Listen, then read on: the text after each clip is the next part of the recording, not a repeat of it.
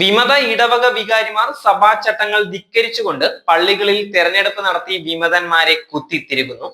Kalamassery saint Joseph ഇടവകയിലാണ് ഈ തോന്നിവാസം അരങ്ങേറിയത്. സഭാ നേതൃത്വം ശക്തമായ നടപടികൾ എത്രയും വേഗം എടുക്കണമെന്നാണ് കളമശ്ശേരി സെന്റ് ജോസഫ് ചർച്ച ഇടവക കൂട്ടായ്മ ആവശ്യപ്പെടുന്നത്.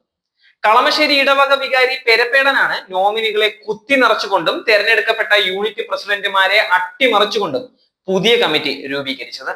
നാളിതുവരെ നോമിനികളെയാണ് കൈകാരന്മാർ ആക്കിയിരുന്നത്.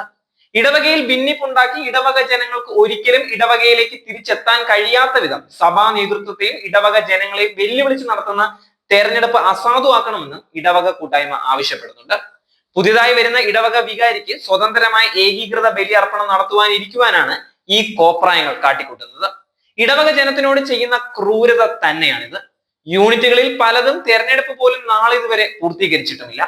വിമത ഇടവക വികാരിമാർ സ്ഥലം മാറി പോകുന്നവർ ഇടവക കുട്ടിച്ചോറാക്കിയിട്ടേ പോകത്തുകയുള്ളൂ. മൂത്രപ്പുരയിൽ നിന്നും നേരിട്ടെത്തി വിശുദ്ധ ബലിയെ അശുദ്ധമാക്കുന്ന വിമത വൈദികർ ഇതും ചെയ്യും, ഇതിനപ്പുറവും ചെയ്യും. സർവശക്തി ഇടവക ജനങ്ങളാണ് എന്നുള്ളത് ഒരിക്കലും മറക്കരുത്. ഇടവക ജനത്തിന് വേണ്ടിയല്ല വിമതരുടെ കോലാഹലങ്ങൾ. സഭയെ കീറി മുറിക്കുന്നവരിൽ നിന്നും സഭയെ സംരക്ഷിക്കണം.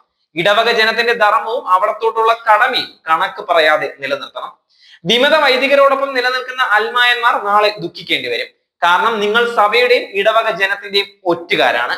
ചുംബിച്ചുകൊണ്ട് ഒറ്റുന്നവരാണ്. ഇടവക ജനത്തെ ഒറ്റുകൊടുത്തുകൊണ്ട് നിങ്ങൾ നേടുന്ന അധികാരങ്ങൾ ഒരിക്കലും നിലനിൽക്കുകയില്ല. മാർപ്പാപ്പയെ ധിക്കരിക്കുവാൻ ഒരു സഭാ സ്നേഹികൾക്കും കഴിയില്ല. ആ ശാപം തലമുറകളാൽ വരെ വരാതിരിക്കാൻ ഒന്നിക്കുക, ഒന്നിച്ചു മുന്നേറുക എന്നതാണ് ലൂക്കോസ് നടുപ്പറമ്പിൽ പറയുന്നത്.